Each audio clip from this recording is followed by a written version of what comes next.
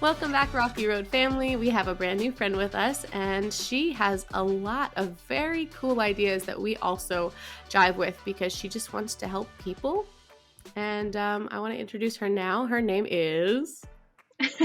My name is Molly Jameson. Yes, and Molly is also a podcaster, so hopefully we can just get into the meat of the conversation now. I'm going to tell our listeners what I told Molly when we first logged in, because I wanted to get her website right in your show notes. I always like to look it up. So I Googled Molly Not Good, because the name of her podcast is Not Good. And then the first article that came up on Google was why not to do MDMA. So don't Google Molly Not Good, add podcast to that Google search there, and then you will find her. So Molly, Thank you for the plug. Yeah. Yes, absolutely. All of her information is going to be in the show notes. Don't do drugs and listen to my podcast. Two very important instructions for sure. Yeah, hilarious. That's very funny. I didn't expect it. But the first thing I want to do actually is a plug for your podcast, Molly, because I think it's really important, because we have a lot of we might have listeners who will jive with what you have shared and what we have shared. Definitely. And the more information we can get out there, the better. So talk to me about your work with Not Good Podcast. Yeah. So I'll start with the title, because Not Good sounds kind of vague. And it's kind of ironic. Like, listen to this podcast. It's not good, but I started it because I was so frustrated with the lack of vulnerability that I was experiencing in my life with myself, with other people. I was just like, I just wish we had safer spaces to talk about this stuff and normalize it. We all put the mask of I'm good on when somebody asks us how we are. And so not good is all the stuff that hides behind every I'm good. So I talk about all things. I mean, any mental health topic you can think of, I want to cover. So that's pretty much the mission of Not Good. How were you inspired to start this mission? Yeah, that's a good question. I just remember it was during COVID sometime. And it was a night where just like my mind was racing. I couldn't sleep. And I was just kind of ruminating on that. Like, gosh, I wish this world was more transparent. I wish that conversations that are tough were easier to have, that they'd come up more naturally. And I was like, what can I do about that? Like, I'm a therapist and I can see, a few people a day, but how can I fix this on a bigger scale? And I just felt like, I don't know, I got really excited all of a sudden when this podcast idea came into my head. Like, what if I started a podcast? And it was just like this feeling that I couldn't shake. It was like, you absolutely have to do this. And before I became a social worker, like, I thought my path was to become a sports broadcaster. Like, that was my dream job forever, until God called me to something else.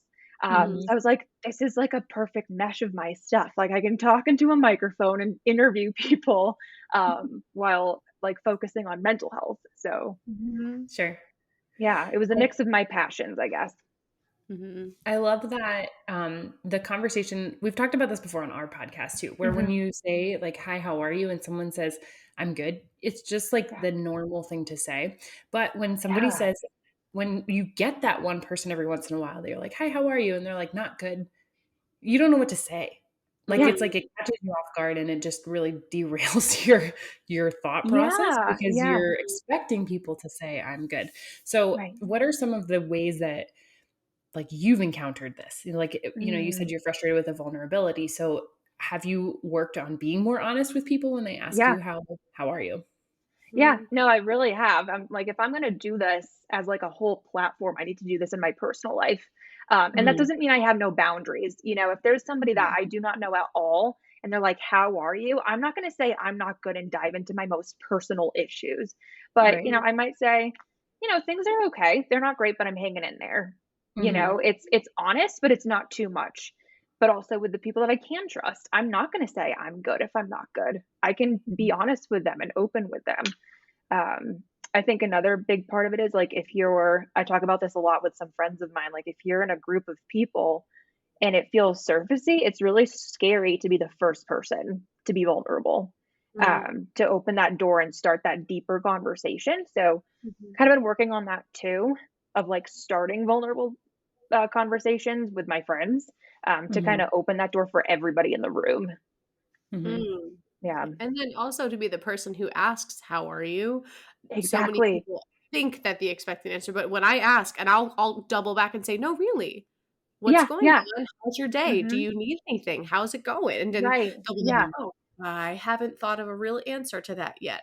And to be able to give Exactly. someone else the space to say, I'm actually asking. I'm not doing this Mm-hmm. as a greeting before we get to our Right. conversation. This can be our whole conversation if you want it to be. Exactly. Yeah. Mhm. No, really, how are you? No, that's huge. Mhm. Mhm. Mhm. It's almost like there has to be a way to rephrase the question, "How are you?" Because people just will Mm. say, "I'm good," and it's like I know sometimes I'll just say like, "Hey, it's a check-in. How are you doing today?" Right. Or "Are Yep. you okay?" Or what do you need?" Or "What is one good thing?" We talk about pits Mm-hmm. and peaks on our podcast, like what is a good thing that happened today? What's a Right. not good thing that happened to get today?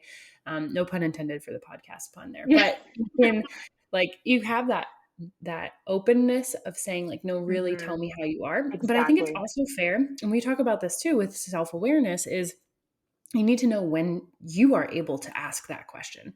So if you're not Exactly. okay and you're saying, hi, how are you? I'm going to care for you. Mm-hmm. But then somebody just dumps everything on you, you're And not you're able ready to, for it. Yeah. yeah, if you're not ready Oh, for it, like huge. you are in some serious trouble too. So, Yeah. um, yeah, so it's just like knowing when to ask, knowing how to ask, and being prepared for whatever answer Mm-hmm. you may encounter too.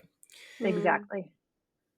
So you had told us before about, we'll just kind of go right into like your story, Yeah. and that's what we are Yeah. here to just share about it. And so you emailed us and you let us know a little bit about your Mm-hmm. story and where Yeah. you kind of came from, and your journey to now being married and having a Right. baby on the way and Yep. everything. And so talk to us more about the experience. I know for me, one of the things that I really caught wind of was going through the Mm-hmm. church hurt series that you have in your podcast. And Yeah. that Yeah. was something that I know both Kristen and I can really relate to, Right. of what you have encountered. So talk to us more about that. Yeah. Oh my gosh. That's like, where do I start with that? Because there's so much I Mm. could say. And next thing you know, we've Sure. been here in an hour Yeah. and you're telling me to shut up. No. Well, one thing No. for sure is that all three of us here are Christians, and Yeah. we are Yeah. all proclaimed Christians, and we Right. have been through, I'm sure all of us have been through a variety of church experiences. Yes. So Mm. take us through the experience that really changed your life. Mm. Yeah, I mean, I feel like what first really changed my life for the better was becoming a Christian as a Mm, whole. I was 14, my best friend invited me to her church, and through that, I came to Christ. I was in an awesome youth group. I had an amazing youth pastor, um, and I do not know what directory my path would have gone on if I hadn't experienced that. mm, So I'm forever thankful for that experience. I went to a small Christian school. Um, and so that was a huge part of my life for a long time. I think where things kind of started to change for me, where I became more passionate about church wounds, was when I experienced them myself. mhm, And that happened through a couple different experiences. One in which I experienced some spiritual manipulation by a pastor of mine. mm, The other in which I was really involved in a mega church, Mm. and ended up getting burnt out because it was Mm. just a lot. They put a lot on their volunteers. Um, and ultimately, I realized I felt that I didn't mean anything to them if I wasn't doing anything for them. mm, Mm. And so I stepped back and I said, I need to take a break. I walked away and nobody ever spoke to me again, is mm, essentially what happened. So after that, I took a year and a half of what I call religious disorientation. Like I didn't deconstruct, I didn't walk away, I never lost my belief, but I was super confused about Mhm. mm, like what like who God is versus who Christians are kind of thing. sure. Like Yeah. I saw a huge disconnect there. And so I was like, God, in what areas am I right? In what areas am I wrong? Like if I'm wrong in all these areas, am I even a Christian? And just kind of like had to take this break, I guess, and Mm, reevaluate. Mhm. Um, and I'm going to a great church now, thankfully, Mm. which I'm You super found home grateful again. for. Good. mhm, Yeah, exactly. So What's that's interesting I about what you were saying now is that it seems like other people and the experience with other people were making you question your worth and your yes. Christianity and your just, is Mm, my faith not strong enough? Am I not good enough yeah, to be in this particular? And it's yeah. other people that were surrounding you that were making you question all that. Yeah. Yeah. And I had a conversation with a friend who essentially said, like, you need to take the opinions of everybody else out of this and Mm-hmm. go to the root of like who you have always known God to be. Mm-hmm. And like that's your personal conviction. If there are people saying and doing things that don't line up with the character of God or who you know God to know God to be personally, um, that's on you to set boundaries. But it's Mm-hmm. not, Mm-hmm. it doesn't mean that you're wrong. Sure. So that I feel like that having that conversation is when I finally just kind of let go and was like, oh, Mm-hmm. yeah, Mm-hmm. God Yeah. never changed for me. We had talked to somebody recently about kind of like the stages of finding and discovering Jesus. And I thought it was a Yeah. really great conversation of like the initial encounter that you have where you meet Jesus and you become a believer and you're saved and you have your salvation secure. Then you Yeah. have like the phase where you are really active in church and you want to be in Hmm. every Bible study and you're taking Yeah. notes and you're like doing all of these things and you can tell, he was saying like how you can tell who that person is because they bring a notebook and a Bible with them every Sunday and like they write and they take Yep. lots of notes.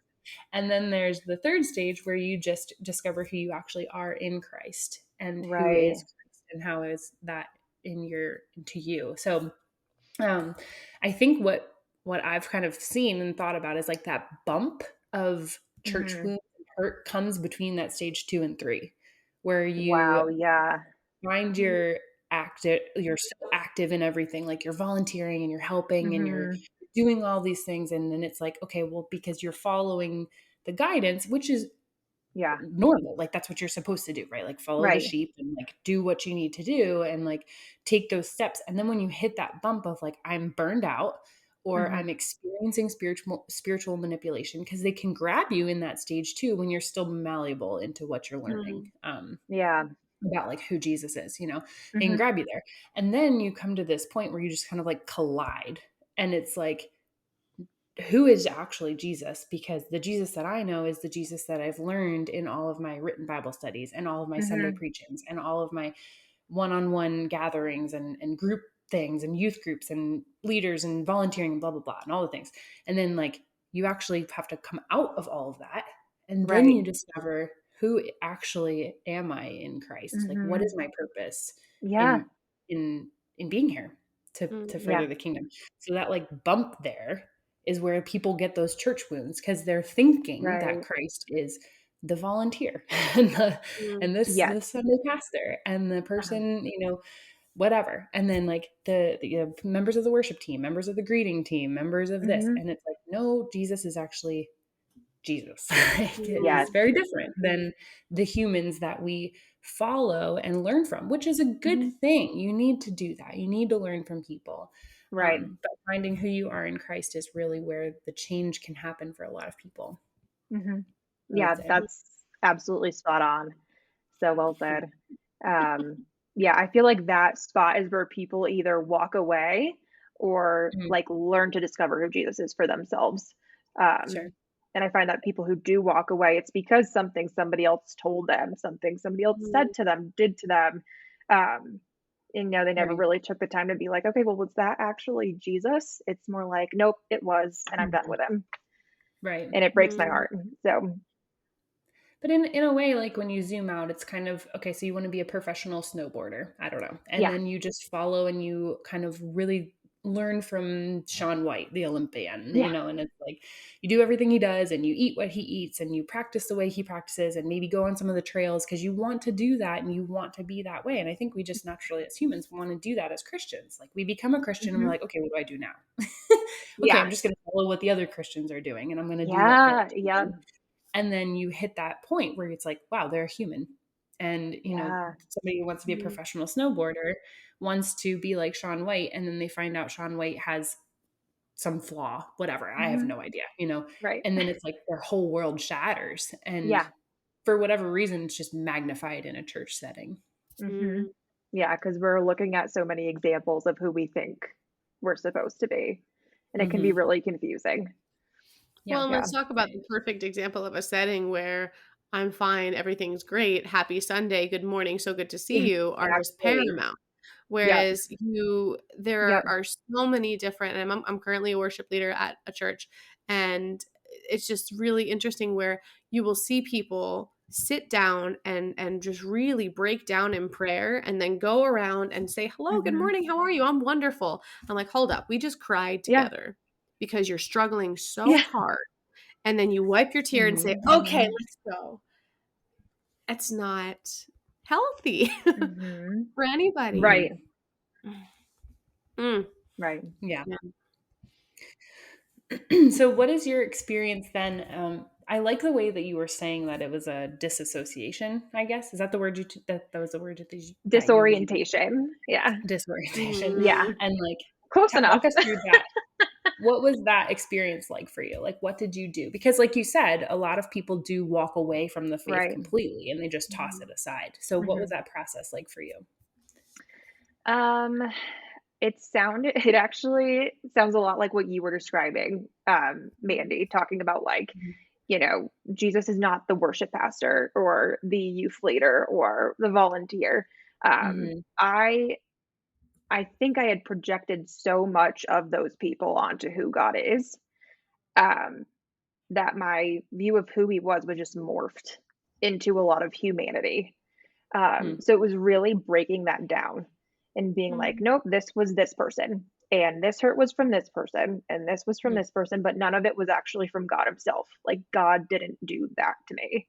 And, God is perfect. His love is perfect. Humans are not. And so it took breaking all of that down and then going to the word and being like, okay, like, what were the verses that I was first learning when I first became a Christian?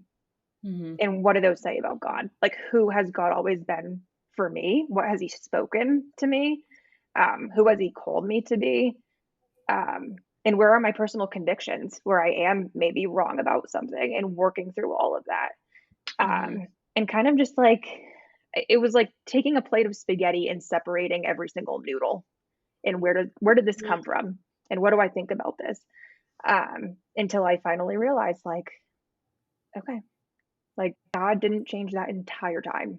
But my perception did, but his character never did. And he is who he is to me. And it doesn't have to match up with who he is to somebody else. That's okay. Yeah. And in that process, did you had, talking with you a little bit, you had experienced an abusive relationship. I had, that was another big part. And that was happening during what phase of this? This was in the beginning, I would say, like, even before I had experienced that situation of spiritual manipulation. It was at that church that I dated him for a year. So that was like the beginning of it all. And I have to say, I didn't realize how much that went into my church hurt until I was just going through that process, which was about a year and a half. That was like January 2021 to May 2022, I would say, like a year and a half. I dated him from 2017 to 2018. So this was like years later. I was like, wow, that really messed me up too. And talk to us about that process, because I know you mentioned that it was an abusive relationship. You didn't really realize it was, and you had to deconstruct from that years later. So what was that? What was that process like for you? Yeah. So I was in an abusive relationship. It was a guy who I had met at church. This was somebody who led a Bible study. This was somebody who looks like the whole package on the outside, raised his hands in worship, everything you'd picture in like the church guy that a lot of people had a crush on, kind of thing. And so we started dating. It was good for about, I'd say 3 months, maybe 3 or 4 months. And then just everything changed. Like, his whole demeanor changed. And like, next thing you know, I'm constantly being picked apart. Everything I'm doing wrong. My appearance especially got picked apart a lot. And we can go into all that and like what narcissists do a little bit later. But from my personal experience, he just attacked my appearance constantly. And really broke down my self-esteem and my self-worth until I believed that I deserved that relationship. And so I didn't realize it was even abusive, despite the fact that I was in grad school for my MSW at this time. until, I don't know, it was probably a few months, maybe even up to a year after the breakup where I started learning about narcissistic behavior more, Mm. um, just in my work. And I feel like it really exploded in the last few years, just like the topic of narcissism and emotional abuse and what that looks like, and like gaslighting and all that stuff. And the more I saw that resonated with that relationship, the more I was like, that was so absolutely abusive. Like, and I didn't even see it at the time. I had totally lost myself in this relationship. Sure. So kind of like my church wounds, I had to like deal with that almost over a year later and be like, I really need to think about this and how it impacted me and how it's still impacting me. Um, so we can get into that if you want to, but Yeah. it was a similar process of just like, how did that, how did everything he say filter into what I believe about myself? And there was Right. a lot there. I didn't realize how bad it was until I really took the time to sit down and think about that. So, When you're in the moment, and I think that we're going to give you a little more credit than you're giving yourself, where you're in your master's degree for something that you're so laser focused, because I can relate, because my experience right? happened Yeah, when I yeah, was getting a therapeutic master's degree. that's right. And Yeah. if I had myself as a client and I knew what was going on in my home, I Hmm. would be like, girl, get out of there, get safe. What are you doing? Right. Whereas Right. we are not that person. It's not a holier than thou attitude, I don't think. It's just the I have control No. over what's happening. It's the Yes. I know Yeah. how to help this person not to do this to me so they don't do it to other people, kind of thing. And so it's so Right. interesting that there's so many women, men and women too. There are so many people who are Hmm. in those positions where people say, "Well, didn't you know better? Shouldn't you have known better?" No, because when Right. you're in a victim, You can't. yes, you absolutely have no idea until you're all of a sudden way back here and you Yeah. so "Ooh, all of that, and how did I let it get to that point?" And like the reflection gets Yeah, really, really tricky. Um, it and you're does. right. I think it's also a really important point that a lot of things like narcissism and gaslighting and love bombing, those Hmm. terms, I think Yeah. that there's a little bit of a dichotomy, because they are very overused, but people are They more aware are. of what they actually are. And so you Hmm. can say, oh, that person's a narcissist, but in reality, unless, like we know what is literally a textbook narcissist, because we were all tested on it, Hmm. right? And so being Yes. able to share that and say, how do you recognize truly narcissistic behavior versus someone who's just Right. a little bit moody and vain, right? It's a Hmm. totally different thing. Yeah. So looking back on it, would you say, can you give us some examples of some of those red flags that you now can reflect on and say, this is what could be considered textbook abusive Hmm. narcissistic behavior, that other people, if they're experiencing it now and they hear some of these, that they could possibly recognize that they are Yep. in a potentially unsafe situation? Yeah, absolutely. And I will say you're totally right in that it's Mhm. overused and that I see a lot of people go like, well, they gaslighted me, so they're a narcissist. That's not it, Mhm. because we all gaslight. Every single Mhm. person gaslights in some kind of way. We all manipulate. Mhm. And most of the time, it's not even intentional. Yeah. It's Mhm. just that we're human and we're messy and we do that. So we're not all Mhm. narcissistic. That's not it. Yeah. So somebody who is clinically narcissistic, and I have a few that I go to that are kind of like different because it's just stuff that kind of flies under the radar. Mhm. And we might not think about it as narcissistic behavior, but it is. So a couple patterns, if you're seeing this in your relationships, this might be like narcissistic abuse. A big one is special occasion ruining. So they will Mhm. take your special day and try to make it all about them. So I'll use an example from my relationship. Um, on my birthday, one of my best friends sent me flowers. And it took me maybe 15, 20 minutes to, cut them, put them in a vase, take a little picture, send a little thank you text. And when I finished, my ex was so mad that I would take 15 minutes away from him, time with him, to give attention to a really thoughtful gift that my friend had given me. Mhm. Um, Mhm. so they will try to crap on your special day is Mhm. one. And it doesn't have to be a birthday. It can be a celebration, a graduation, an anniversary, anything that's about you, they will try to make it about them and make you feel bad. Um, Another one is money patterns. They can be really, really cheap or overspend. So I don't know if you've seen The Tinder Swindler on Netflix. Yeah, it's Yeah, wild. so you know how he was like shelling out on all these expensive dinners and private jets with money that he didn't have. Totally narcissistic behavior. Like they will shell out, but maybe not spend it on you. Or they're on the other side, they will be controlling with money to the extent that they barely spend it, like necessities, and then you don't get anything.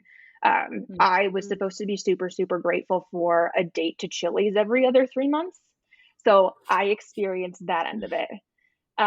Yeah, nothing against Chili's. It's great, but It's Chili's. Another one is they will try to deprive you of your sleep. And this is kind of two-sided. Part of it is because when you are sleep deprived, you are more likely to be manipulated because you're tired and you're not with it. So they will try to keep you up late and then pick a fight or even wake you up in the middle of the night to have an argument because they have more control over you. I was, drinking coffees at like midnight because with my relationship, it was more of a control of my time kind of thing. Like if I slept, it meant that I didn't care about time with him kind of thing. So it was impacting my health. I was in grad school. I was exhausted. And I was drinking coffee at 1 a.m. to watch movies with him. So stuff like that, if they do not care about your well-being, huge red flag. And that's, again, it goes back to control. Another thing is that this person will attack where you are confident. So if you are really smart, they're going to call you dumb. If you love to sing, they're going to tell you suck at it. For me, like I said, he seemed to be threatened by my appearance for some reason. So he told me he hated all of my outfits. Like literally I'd come out in some outfit that made me feel fabulous and he would be like, that's absolutely heinous on you. Like, what are you doing? Told me that he didn't like brunettes. And so if I loved him, I'd dye my hair blonde. I have darker hair. And so it like shows on my arms or, my legs kind of easier than people with fair hair. So he said, if you want me to be physically attracted to you, you're going to wax your arms. And so these are things that I fought for a long time. And when he broke down my self-esteem to the level that I didn't think I could get anybody else if I tried, I caved and I dyed my hair blonde and I waxed my arm hair off. Like I completely lost myself. If somebody is trying to change something you cannot control, forget about it. Like that is absolutely narcissistic behavior. So those are just a few examples. But I think they're really good examples because they're all, when done once in a while, it doesn't seem like a big deal. Like, oh, well, if you really, for example, this is like not realistic, but like, oh, if you cared about me, you'd throw me a birthday party. Like, just jokingly saying that's not narcissistic. But saying, if you this, then this, multiple times in a conversation or consistently throughout it, it's just something that if you consistently hear that and consistently understand that this is the expectation, it's like you're at a job interview, not in a relationship, right? It's like you have to present in a very specific way. And then another one that I would love to add on to that is just social expectations, which are underlying that might not ever have been spoken, but if something happens in a social situation that that person was not okay with for whatever reason,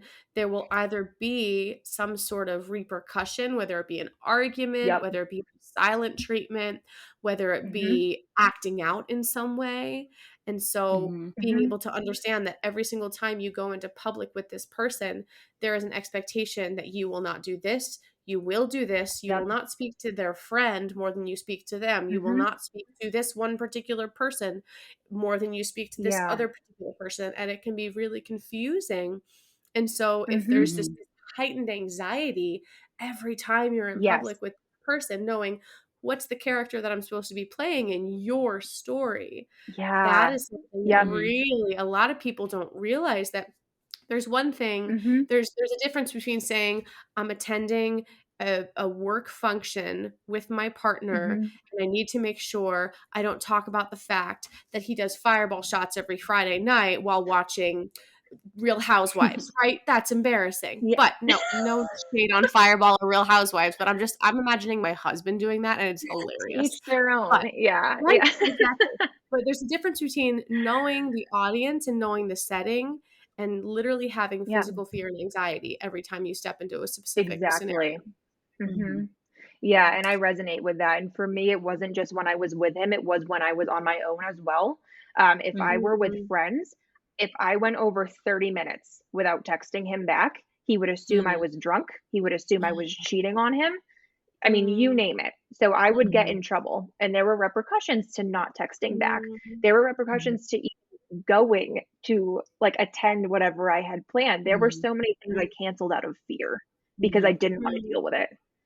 That is Mhm. huge. And I think I want to go to like a little like side detour here and kind Yeah, of put the yeah, pieces together. In the beginning, we were talking about church hurt. Now we're yep, talking about abusive relationships. yep. I find they are there's such a gray area because of scripture telling us that women need to submit to their husbands, right? So Yep. that scripture that people take and churches take and they pull it out and they're like, Hmm. you need to submit to your husband. And I Right. know, like you said, you met him at church. He raised his Yep, hands in worship. He was a yep. leader of church. So why would Yeah, you not follow what he says? Like it's like exactly. it makes so much sense to follow that. That's a Yeah. godly, God-fearing man that you want to lead your Mhm. house. So talk about that process for you. Like I'm sure that was part of just the It was deconstructing of the so whole thing too. confusing. Yep. Yeah, Mhm. because I would see him read his Bible, and then 30 minutes Mhm. later, he would be telling me that I'm fat. And so it's like, what do I do when a guy who claims to love the Lord is reading his Bible, is investing in, I don't know, religious studies and worships in church, and is like this totally Sure. different person in those Mhm. four walls? How do I reconcile that with the names he's calling me and the things Right. he's picking apart about me? And the fear Um, that he's instilling in you. exactly, exactly. And Mhm. he would use language like that against me, like, saying Mhm. like, God made men to have preferences, so you need to abide by my preferences. Mhm. That is something that I heard, and that was so confusing. So I was like, God, you really like that? Mhm. Mhm. Is this biblical? Like, am I supposed to dye my hair Right. to submit to this guy? Um, Mhm. and so um, I feel like that made the term equally yoked really confusing for me, Mhm. because Mhm. I'm like, what does it mean to be equally yoked because he's a believer and I'm a believer when he is Mhm. literally abusing me every single day? Mhm. Is that Mhm. equally yoked? I don't Mhm. think so. And in the moment, you said you didn't really even know that was abuse that was No, happening. in the moment, And not at all. It wasn't until right. later. Yeah. And was it your first Christian relationship? It was not. It was my second. I had 2 serious relationships before, I married my Okay. husband. The first Sure. one was a Christian, and Mhm. while he was not, he doesn't have an abusive bone in his body, that person, Mhm. but I did date him for 5 years. Mm. And, I don't I don't know if you've heard the term "ring by spring" in your Christian communities, but I went Yeah. to a Christian Mhm. college, and all my friends were getting engaged by the time we graduated, and I still Mhm. didn't have a ring, so there was no commitment. Um, Mhm. and so I had kind of already left that relationship. I ended because he didn't propose to me and wasn't planning on it. Um, Mm. Mhm. that there was something wrong with me. Mm. So Mhm. And then you he take fed that into and you're that. right, and you're trying to figure out, like, what does it mean again, to figure out what does it mean to be a Christian, and what does it look Right. like to be in a Christian relationship that's different Yeah. than what you may have thought of, or maybe what somebody grows up in, whether Hmm. you have, unbelieving parents or whatever the case is. Yeah. Yeah. You set the stage there, but it can be so, it's very confusing, like you're Yeah. saying, and and even in relationships where like the wife becomes a Christian and the Mm-hmm. husband is not, and some of those Mm-hmm. things too. But when you then, I'm just thinking more so like living and like being in a narcissistic relationship with Yeah. somebody who is a proclaimed Christian has got to be so confusing, Mm-hmm. because you can make the scriptures say whatever you want them to say. So they just pull it out, say it, and you're like, wow, they must have Exactly. read that this morning in their Right. Bible. That must be in their devotional. That must be in their men's group, and then Mm-hmm. you just have to, you're trying to trust it and follow Yeah. it Yep. and believing in that in yourself. So then your self-worth and your self-esteem crumbles. Exactly. Yeah. And I find in the church, I don't know if you two can connect with this, I'm sure you can, but the first question when you start dating somebody is, well, are they a Christian? And as soon Mm. as you say yes, you can see their shoulders kind of go down a little bit, like, oh, okay, good. Yeah. The Mm-hmm. follow-up question Mhm. usually is in, well, is he abusing you? You know? Right. So we Yeah. live in this bubble that obsesses with that, and they're like, "Okay, well, is he Christian? Oh, good." Not, "Well, is he actually a Christian? Like, how is Sure. he treating you?" You know, Mm-hmm. as long as they're going to church, reading the Bible, it's like, great. Yeah. Marry Mhm. them tomorrow. Right. Mhm. Yeah. Yeah. Especially somebody that has personality of two different ways, like behind the walls they're one way and at church they're And another that's way. another And thing. Yeah. mhm, Nobody saw what I saw, I don't think. right. Mhm. And then Mhm. it's hard for people to believe that too when you then share that. And I know, Yeah. Kristen, you've talked about this before too. Like when you actually say something to somebody, they may be confused. Like there's no way, that's Right. not what I saw. That's not how I saw Right. this relationship. And then Yeah. when you dig into somebody's relationship, whether that's ending a relationship that's ended, whether that's somebody who's maybe seeking help in a relationship, and then you start to find out what is behind those closed doors, that is very different than what is being put on Mhm. a Sunday morning. I mean, you see Yeah. the funny quote memes where it's like me sitting in the pew after mom just screamed at me in the parking lot, and it's like that's Ugh. so real. Like it Yeah. is Mhm. real and it's not real, but it is. Mhm. And it's like that with husbands and wives. It's like that with Yes. families. But for whatever reason, you walk through those church doors and everything is perfect and Yep. everything is good. And it's Mhm. Exactly. just the expectation. Yeah, yeah, and I will say that after the breakup, I tried to tell 2 girls who I had considered friends, through my time at that church, and I tried to tell them, like, "He is totally different behind closed doors," and I, didn't share as much as I'm sharing right now because I hadn't fully Mhm. processed it. I was Mhm. just Sure. pretty much saying, like, he was mean to me, I think, looking back. And Mhm. their response, and I don't blame them for this given what they knew and what they experienced, but their response was Mhm. basically what was like, well, when two people aren't meant for each other, they kind of bring out the worst in each other. Mm. And so to me, I was like, I cannot tell anybody this, at least from that community. They're going to minimize it, or they're not going to believe me, or they're going to believe him when he says I was Yeah. part of the problem, because I know that's what he projected onto me. Mhm. With Mhm. narcissists, I've learned that accusations are usually projections. Mhm. He would project anything that he did onto me. And so I've always wondered, given the behavior of narcissists, like, did he go on a smear campaign after this? Oh. And like Mhm. tell everybody that I was awful? Does everybody at Mhm. that church think I'm like a verbal abuser? Because I mean, that's Mhm. called reactive abuse. When you get heightened because of a way an abuser is treating you, and then they say you're abusive because you get emotional, and maybe Right. yell at them or raise your voice or something, to Right. defend yourself. So I'm Mhm. like, I bet everybody at that church thinks I'm like a verbally abusive psychopath, and I have to be okay with that. Like I can't Mhm. know, and I have to be Yeah. okay with that. So Mhm. I feel like Molly, you and I could have a big long walk in the park and I, chat about all of those fears I know because I I listened to, think about that all the time. yeah, Because yep. I quite literally ran away from the state that we lived in together. I did the same thing. Who So yeah, knows? yep, yeah, yeah. Who knows So what people think about me? But it's very yeah, interesting what you're saying about the projections because like I would have someone quite literally in the middle of an act towards me hmm, saying, "Why do you make me do this to you?" yes, yep. Right? And Telltale. If somebody is doing that, neon red mhm, flag. Yeah, mhm. Yeah. Yeah, yeah. I think that I hope that none of our listeners that are listening to this can relate to specific scenarios in their life, but if you can relate right now to a lot of what Molly and I are sharing as far as our backgrounds and our information, please go get safe. Yeah. Please. Because there are so many people who, and I'm sure you had this moment where you say, why am I with him? And it might have been 6 months in. And if you have that question, why am I with this person? And it's not in a moment of passion where they didn't do the freaking dishes again when you asked them to, right? That's not real. That's Right. You're fine. You'll get past that. But saying, why am I with this person? And you feel it to your core. There's probably a reason, and it's probably fear because you don't know that you can safely leave that person. Absolutely. Yeah.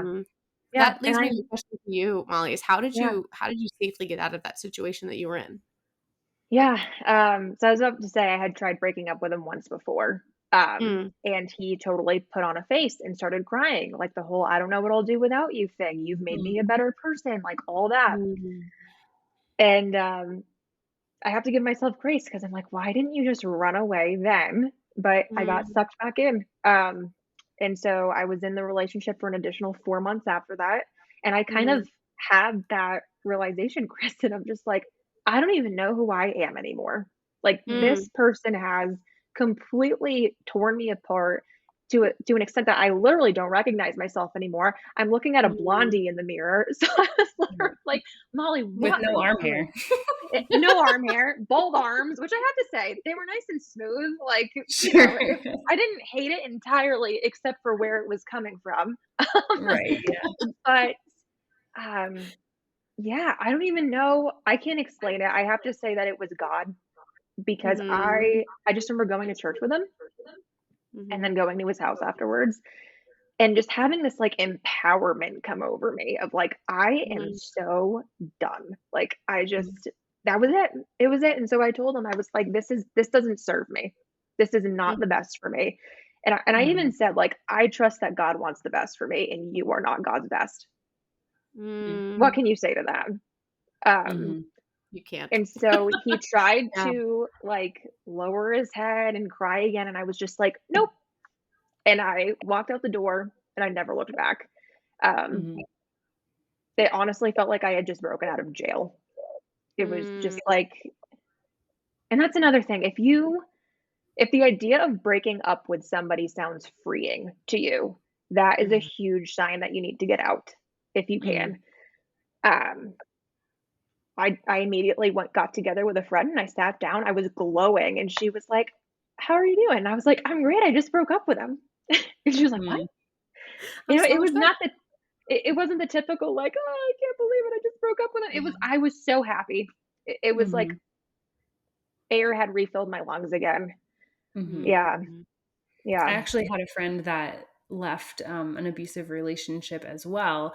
And the same thing happened. Like I saw her right afterwards. And when I saw her and she was like, I just looked at her and was like, you look the best that I've ever seen you in the time that I've known you. And she was like, I feel great. And I'm like, that's so, again, one of those things that's like so backwards from the expectations of society of like, you just broke up with somebody, it should be really hard and it should be really sad, but it's actually very freeing and joyful. And like, this is amazing. You know, this is who I am. I can be myself again. Right. And yeah, it's a sense of freedom. Exactly like you said. Yeah. Yeah. And so, like a couple weeks later, I got a box dye and my mom re-dyed my hair in our kitchen. So it was just like, it was funny because I obviously had like some faded blonde in my hair for a really long time. And it took at least a year and a half to fully grow out because I have really long hair. And I felt like I could actually watch him leave. Wow. Like just like the closer my hair got back to my natural color, I was just like, you're gone. You are going away and now you're gone. Like like that old song, I'm going to wash that man right out of my hair. Like I was growing him out of my hair. I will give any listener a $5 Dunkin' gift card if they know where that song is from. Yeah. I'll be so proud. I'll double it. Yes. Match. We got a price match. That's such a beautiful visual though. You're quite literally seeing. That's really beautiful. Yeah. Mm-hmm. Yeah, and by the time I met my husband, there was still a little bit at the bottom, but, I was with somebody that wasn't asking me to re-diet, so it Mhm. grew Right. out. Mhm. Yeah. Yeah. So it's interesting too, going from Yeah. an awful relationship to a really healthy one. And Mandy Yeah. and I have Mm-hmm. talked about like all sorts of Mhm. things that I had to wrap my head around saying, oh, this is normal. This is okay. Yes. Um, Yeah. what was the biggest challenge for you besides meeting another man at church, which I'm Mhm. sure was a big hurdle, being able to trust who you saw in public Yeah. as a true Yeah. human that you now are in love with. But what was a really big hurdle for you in learning how to Yeah. be in a relationship again? Yeah. Before I get to that, I don't wanna skip over, like, the transitional part of my story, I'll make it quick. Mm-hmm. But after I broke up with him, I had an opportunity to move to South Carolina. My best Mhm. friend was living down there for grad school, and her roommate was moving. And so I'd just broken up with the guy, and she was like, "I need a new roommate." And I was like, "Perfect, I'm packing my car." That's literally how it happened. And so Mhm. I moved down there, no job, no nothing, only knew her, moved from Connecticut to South Carolina, Mhm. and decided, like, I'm going to take a year of intentional singleness. Mm-hmm. Um, and it was honestly best year of my life. Mm-hmm. Highly recommend for anyone who's out of a breakup and needs some time to be single and just Mhm. like I needed to refine myself, rediscover myself, relove myself. Um, Mhm. it's so corny, but I love Selena Gomez's song, "Lose You to Love Me." Like, that is such an Mhm. empowering song to me because that's exactly what happened. Like, that is exactly what happened. It is my theme song. Um, and so, yeah, I felt like I was more ready to meet my husband when it happened. Mhm. I'd been doing the Bible in a year, and, he didn't even know this, but he asked me to be his girlfriend the day after I finished. Wow. So it was Mm-hmm. just like this really cool journey, and I Mhm. just felt like I went through all of it to be ready for him, honestly. And Mm-hmm. so, Mhm. um, yeah, meeting somebody else at church was a journey. I was very guarded. I mean, I'd been going to the same church through that year of singleness and, you know, didn't really care to be pursued by anybody or pursue anybody, which is not the norm for single church culture, especially as Mm-hmm. a single woman in her mid to late 20s. Mhm. But yeah, I was just like, I'm just doing me. And then he actually moved to South Carolina. It was about 3 or 4 months before we started dating. So it was like the new guy on the scene, and I kind of saw similar patterns of like everybody obsessing over him because he was the new Aw. guy. Um, so I was just like, nope, I'm not going near him. Like, I'm not going near him. Um, and then I don't know, we ended up in the same small group through a couple different circumstances. And he asked me to dinner, and I still went in super duper guarded. When you're getting out of an abusive relationship, it can be really hard not to like expect the other shoe to drop. It's like, okay, things are Mhm. really good now, but things were also really good for the first like 3 to 4 months of that relationship. And it's like, Yeah. can Yeah. I trust this person to continue treating me this way after that phase has gone? Like, is this Mhm. just like, is this genuine or is it a mechanism to get control over me Oh kind my of gosh, that thing? is so true. Yeah, Honestly, that's really starting any relationship over again. exactly. Because you're It really starting is. you're like Yeah. and you yeah, and I know that for me, like starting a new relationship or something after the relationships that I've had in the past is like it's always like this trigger of like, oh my gosh, Yeah. I'm waiting for the other shoe to drop. And Yeah. Mhm. I'm a huge proponent. We both are huge proponents of like counselors and therapists and get what Yeah. you need to help you and equip Mhm. you to get through this stuff. And all of them are like, it's like a trauma. It's like a trauma response. It's like a Yeah. trigger of like, oh my gosh, I'm like, you should not be waiting for the other shoe to drop all the time, Right. you know? Right. Mhm. And that's just such a common thing that I think, again, people aren't educated knowing that Mhm. like that is a trigger. That's something that is Exactly. Mhm. wrong and alerting you like you need to figure out why that's happening because you shouldn't be that way. you know? Right. Yeah. Um, Yeah. Well, You can't simply get relationship. over it. Yeah, no, you don't. No one. If anyone says I just got over it, they're yeah. I gotta dig a little bit deeper there because They're there's lying. some gold in Yeah. there. Yeah, you're lying. Yeah. You're in Depression. denial. Um, Yeah. but Mhm. even I was just thinking when you were saying, Mandy, like starting new relationships, friendships too, right? So Yeah, starting absolutely. new friendships and starting, just partnerships in any way, with new neighbors, with new, coworkers, with any of that. Yeah. If you've had any sort of if you've had a slew of terrible bosses who have mistreated and underappreciated you, and you have one that really cares about you. I had this situation a couple years ago where she was just so positive. She just wanted the best for everybody. And she would do what she thought was best for everybody. It wasn't always what was actually best, but she was really positive and was trying. And after you have a history with the negative, it's so weird. It's like, oh, I'm not going to get in trouble for asking you to have a different schedule or to reallocate you're not going to just yell at me and tell me that I don't know how to do what I'm doing. And it can be really, really jarring to finally feel comfortable and to settle and to say, okay, this is safe. This is comfy. And I gotta say, I'm so proud of you for doing a whole, would you say 18 months of singleness? Because that was my goal. It was about 15. Yeah. Yeah. I had that goal. I was like, I'm going to be single for a year. I'm going to do this. I'm going to do this. Independent lady. I don't need anything. Met my now husband 3 months into it.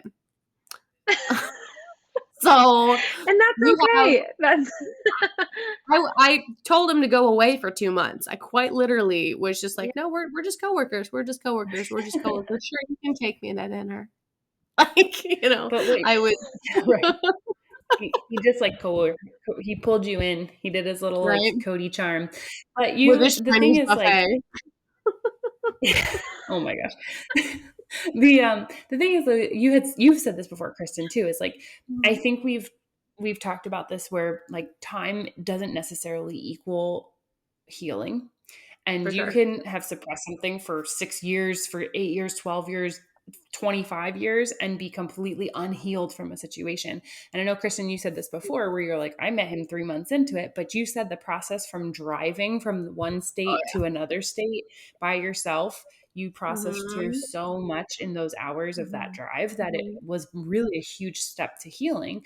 And, we've said this in the same kind of conversation where when you stay in the same place that hurts you, it takes longer to heal from that because you're seeing more of the same things, or maybe you're with the same friends, or you're with the same church in this case, with that. It's like, if you would have stayed there, it would have taken you so much longer than this like freedom that you felt, I'm sure, by moving to a new state with a fresh start and a new page, and you just kind of go from there. And it's just like, not saying you have to run from everything that's happened all the time. That's not the case, but it's finding your sense of freedom and finding, like, replanting yourself, rediscovering yourself.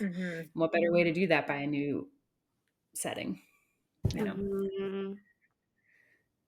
So when you had talked about too, like, people don't know that they're in an abusive relationship, and we talked about some of the things with narcissism. What are some of the thoughts that you have on emotional abuse? Again, another big hot topic, big bright word that people love to read about now. And, you hear about it because, again, physical abuse is pretty easy to prove. Like, do you have a bruise or not? And not even just that. It's like, did he touch you? Did she touch you? Like, that's pretty black and white. I think when you get into things like mental abuse or verbal abuse or emotional abuse, like, what does that look like? Welcome to gray areas. And when you read something that's like, an emotional abuse is this, and here's 7 signs of emotional abuse, you can read it and you can be like, yeah, I've done some of that, or I've received some of that. But I don't think it was abusive, and maybe it was. And, you go back and forth. So what are your thoughts on something like that, where somebody just doesn't know that they're in a situation that is abusive? Right. Yeah. And I think the big difference there is that, we're all human. We can all read those articles and be like, geez, yeah, I've done a couple of these things. But when something is habitual, when something has been constant for a long time and hasn't changed, if you are experiencing it on like a weekly basis of somebody putting you down, telling you you're not good enough, yelling at you, screaming at you, swearing at you, calling you names, I mean, you name it. If that is happening constantly to an extent that you feel worse about yourself now than you did at the beginning of the relationship, you are likely being abused. Because, the right relationship, you will grow. You will become a better person. If you feel like instead you have just shrunken into yourself and become smaller, I think that's a really big red flag. Mm-hmm. Yeah, I would definitely agree with that. Yeah. I think it's also to what you were saying earlier, like the sense of if you leave, you feel free. Yeah. And another big sign that there's something wrong. Mm-hmm. But I think Yeah. there's also this point too, and I'm just kind of speaking out loud at this point, like Yeah, go ahead. like brain dump thoughts. There has to be this point where it's okay, these two people are together and they don't work. Yeah. And then there's another point where it's like these two people are together and it's abusive. Yeah. Whether that's honestly, when you get into things like emotional, verbal, mental abuse, you get more into like female abusers and things that are not quite so common, or like mainstream, I guess you would say, quote, but Right. they're like, what I'm just kind of throwing this out to both of you. Like, what is that point where it's like, this is abuse? What is that point where it's like, this is a neglect? Like, this is something that's not being met, and in the Christian world, when you read through the Bible, it's like, this is what the wife should do. And this is what the husband should do. And when is the neglect like not being met? And when is it just like, yeah, we're together and this is just not working, whatever that may be, but that's not abuse. It's just not working. That is a really good question. Wow. Oh, Amanda. Sorry. It's late night thoughts. This is why my brain just races at the end of the day. And I have anxiety. You're a night owl. Looking at hard lines and being able to say you are abused if you check these boxes is just not realistic. But I think it comes down to, and I talk about people's individual experiences too, whereas I talk about the 16-year-old who her boyfriend was seen kissing her best friend, and that's the worst thing in the world that could ever happen, and I'm going to do X, Y, and Z because I cannot fathom ever being without Johnny Two Shoes, who's the quarterback of the high school football team, right? So that is her experience, and that is a terrible thing for her to have to go through. In comparison to what her emotional capacity is in that moment, it's completely different than what she would be able to go through in her 30s. It's never nice, I'm tangenting a little bit, but it's never nice to say, oh, this person, they abandoned me, or this person has disappointed me. That's never a good feeling. But the capacity that we have as 16-year-olds and the capacity we have as adults is totally different. The emotional awareness we have in these two different spots, totally different. Our self-awareness in that spot, totally, completely, wildly different in how we are able to handle that. And so looking at each individual situation, and this is not a helpful answer whatsoever. I'm going to preface that. This is not a helpful answer whatsoever, but looking at each individual situation and look at the individuals involved in that situation, look at the effort and the communication put forth during from those individuals as well. Because if something's just not working and they have sought therapy and they have done work with each other and they have been able to try together to make it work and it's just not working, that sometimes happens. But if one has sought therapy and one has not sought therapy, or if they seek therapy together and they are finding a lot more dissonance in that relationship and they can't agree on anything, or if there is actual, I agree with you, Mandy, that verbal is pretty clear. Mental and emotional for women can be so unclear. It can be so incredibly hazy. And so if it got to the point, for example, Mandy, let's say it's you and I, let's say you're my husband, right? If I am consistently saying something that is hurting you, and I'm consistently unwilling to work on myself as your wife, right? We're getting real 21st century here, Mandy. But we're imagining all sorts of scenarios. We already said we were the perfect roommates. But if I'm consistently doing something to harm you emotionally, and you are expressing to me that it is harming you and I'm continuing to do it, that is a really clear line there. Because then that shows that I don't have that care towards you, and I don't have that care towards our relationship to be able to say, I'm going to humble myself and say, I understand this upsets you, and I'm going to work on fixing it. And sometimes working on fixing it, they don't know how to do that, and that's okay. I'm not going to throw my husband under the bus, but he flat out says, I don't know how to do this right now. I know you're upset and I know that you're feeling a certain way and I don't know how to handle that. That's humbling himself in that moment and saying, I want to help you, but I'm lost. That's also validating that he hears you. Yeah, too. exactly. Yeah. So, yeah. What's your take, Molly? Yeah, I thank you for your answer because you kind of helped my brain handle that question. Because at first I was like, oh my God, I don't know. Like, how do you put that? Like, I can feel it. Like, I feel like I know the difference. And I'm like, how do you even put that into words?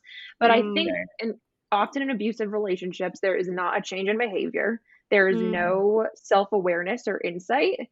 And there isn't a willingness to change. And that usually comes with an unwillingness to apologize. So I think if you are in a relationship where there's apologies and there's constructive conversations and, you know, everybody argues, but if it's healthy and there isn't really any name calling, put downs, like, yeah, okay. Now we have two people that are working on it and they're not supposed to be together. But when you get into the area of just not being willing to change, seeing absolutely nothing wrong with what you are doing and not being sorry for it, that's a whole other issue. And I would agree that goes into the area of, or crosses the line into abuse. Sure. And again, it comes into this gray area for both men and women, but especially I'm just thinking like as females, like 3 females here, going into places, into thoughts of like what was emotional abuse, what was not, also mixes a lot with like emotional intelligence and emotional awareness and all those other hot button topics too, because, you know, I was in a relationship at one point where it was like, well, I was born this way, you know, and it's like, maybe it's Maybelline, you know, it's like no, it's like, just because you're born some certain way doesn't mean that you can't change or adjust, you know, like we talk as Christians, like the big word that people hear is like generational change, you know, where it's like, I'm going to change my whole family's generations because I became a Christian, you know? And it's like the same thing with these relationships is like, for people that just have a lower emotional awareness, which is out there, like emotional intelligence, people do have lower, levels of that. I would say as 3 people here that are qualified therapists, we have like a heightened emotional intelligence because we've been so heavily educated on all of it. But when you have people that just naturally have those low self-awarenesses, they don't want to change and they don't want to get better. And I think there is that difference too with an abuser where it's like, you know, you don't want to change versus you don't know how to change. Kind of even with Cody is like, I don't know what to do. But if you try it, then I think it's running things by a pastor or a counselor or a therapist or somebody that's like, is this normal? And of course you want somebody credentialized and somebody who's able to actually give you what you need and help you along the way. Like, it's okay to have tune-ups in your marriage. It's okay to go to counseling for a little bit. It's okay to ask for some help and guidance. And it's okay to just have seasons of frustrations. And like, that's all not abuse. That's all normal to humans trying to live together. But like both of you are saying, it's the consistency, the regular, you know, piece of it. And so often we hear like, you know, I fell out of love with that person or whatever there are so many different options out there that you can help stay into this. It's a commitment, it's a dedication. And I understand I'm divorced. Like I understand it doesn't work for some people and it just is that way. But consistently trying in whatever way that looks is really like the sign of not abuse, like you're saying. It's selfless effort for the other person.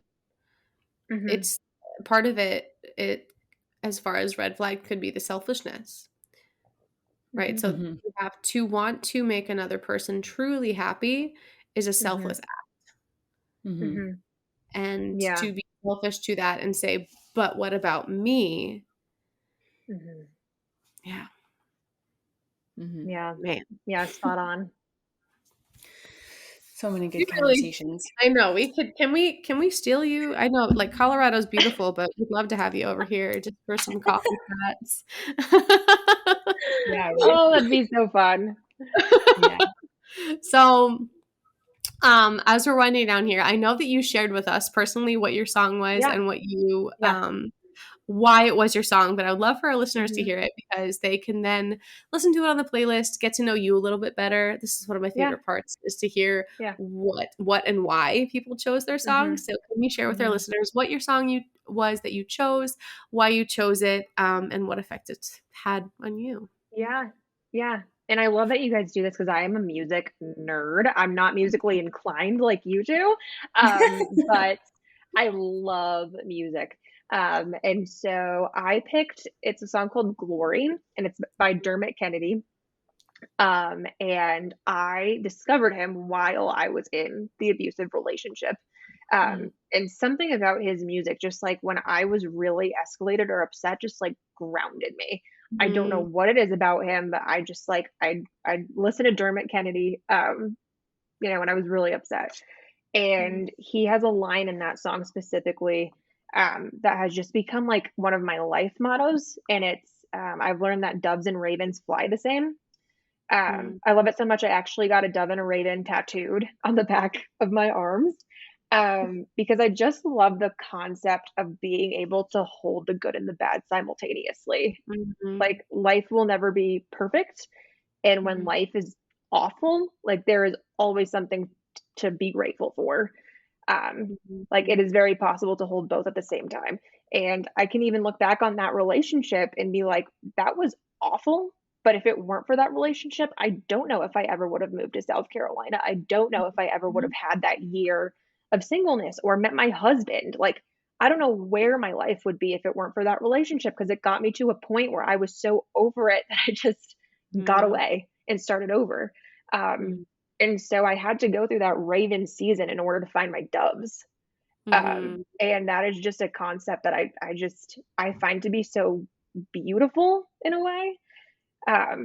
So yeah, that is my song. Yeah. I think that's the big picture God's plan stuff that turns so many people off, to say, what do you mean that I have to go through this raven season? What do you mean that I have to suffer? But I completely relate. If I didn't run away, I would not have moved to the town where I met Mandy, where I met my husband, where I met so many people who are so monumental in my life. You have to go. We have to walk over those coals. And I think that's a really beautiful way to say it. I've never heard that particular line. I think that's really, really beautiful. I'm just seeing the two, the dark raven and the white dove, and just harmony. For me, I know it's like one of those things where, as being divorced, like you don't sign up to get married to get divorced. You don't sign up to be a Christian to go through suffering. Like you do, but you don't want to do that. You want God's blessings, and you want his prosperity for your life, and you want all the good things. And like, I'm a Christian, I have Jesus, my life is grand and amazing. And it's like, but Jesus also suffered, and it's also just replicating who he was. And that's what we do sign up. And we live in a broken world where divorce happens, death happens, relationships are gone, abuse happens. Like it just is here, and you can't avoid it. So having the same mantra of like the ravens and the doves, I think that's also really beautiful. But it's just having this open mind of knowing, again, circling completely back to the beginning, where people just walk away from their faith completely.